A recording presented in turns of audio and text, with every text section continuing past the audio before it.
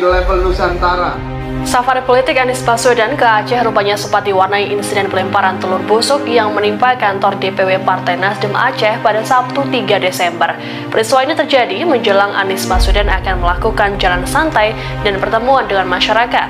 Selain di kantor DPW Nasdem Aceh, pelemparan telur busuk juga dilakukan di area tempat jalan santai. Dikutip dari Serambi News, Ketua DPW Partai Nasdem Aceh, Teguh Taufik Kulhadi mengungkapkan pihaknya tak mengetahui pasti siapa pelaku pelemparan telur busuk ke kantornya. Peristiwa ini diketahui saat penjaga kantor DPW Nasdem Aceh melihat sejumlah telur yang berserakan. Telur-telur itu dibungkus menggunakan plastik, namun ada pula yang berhamburan keluar. Selain telur busuk, juga ada kaos kaki berbau yang dilemparkan. Pelaku juga melemparkan telur busuk ke lapangan sepak bola Pangoraya, tempat jalan santai dan massa berkumpul. Telur-telur itu pun kemudian langsung dibersihkan oleh panitia penyelenggara sebelum acara dimulai. Taufik menerangkan aksi teror ini merupakan kali pertama yang dialami pihaknya. Ia pun menilai tindakan ini sudah melewati batas kewajaran.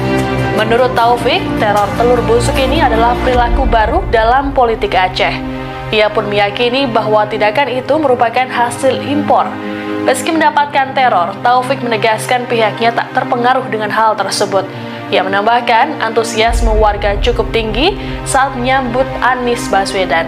Disebutkan bahwa peristiwa ini sudah dilakukan.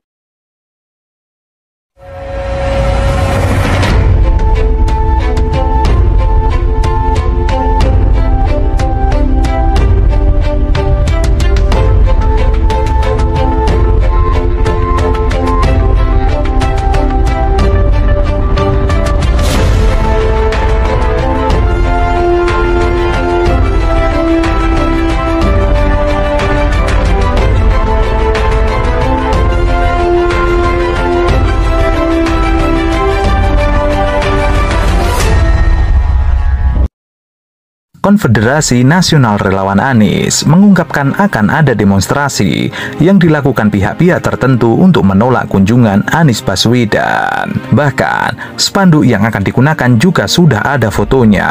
Relawan Anies menanggapi santai kabar tersebut.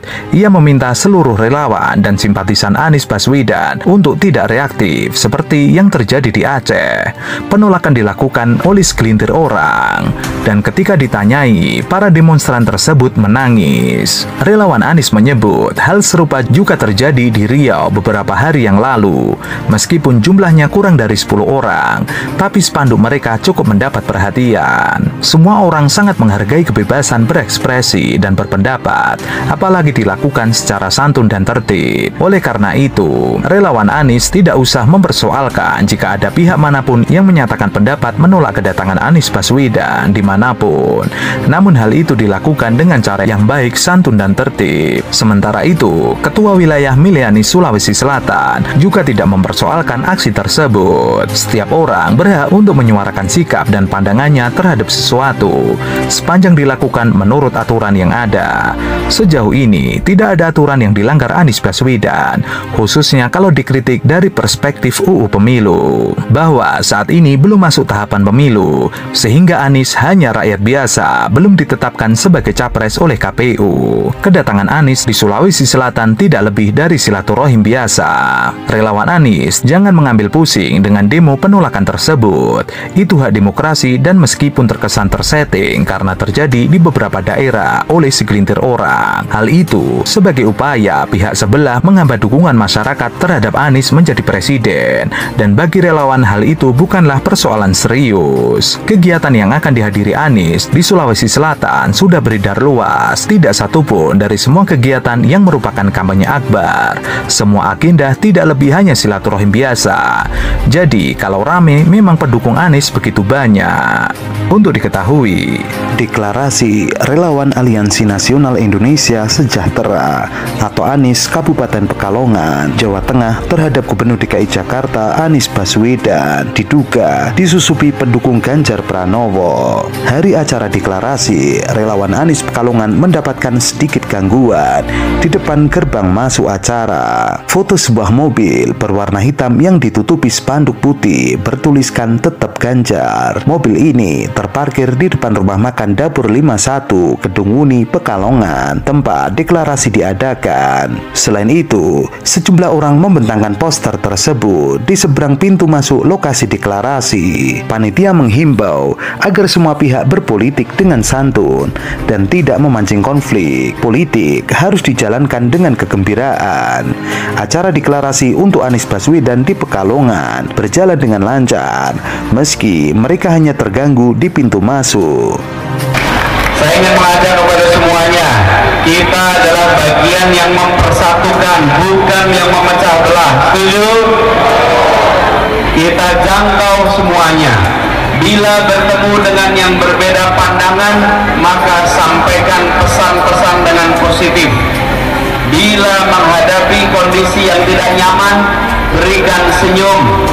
Tunjukkan ini rombongan orang-orang berakhlak mulia, rombongan orang-orang yang membawa kebaikan, rombongan yang membawa keteduhan, rombongan yang menjangkau semuanya. Aku sampaikan semoga Bapak Anies jadi presiden yang terbaik. Amin. Untuk Indonesia. Amin. Seluruhnya. Boleh tahu Bu rasanya gimana tadi bisa salaman? Iyalah. Senang. Gemetar. Komentar. Iya.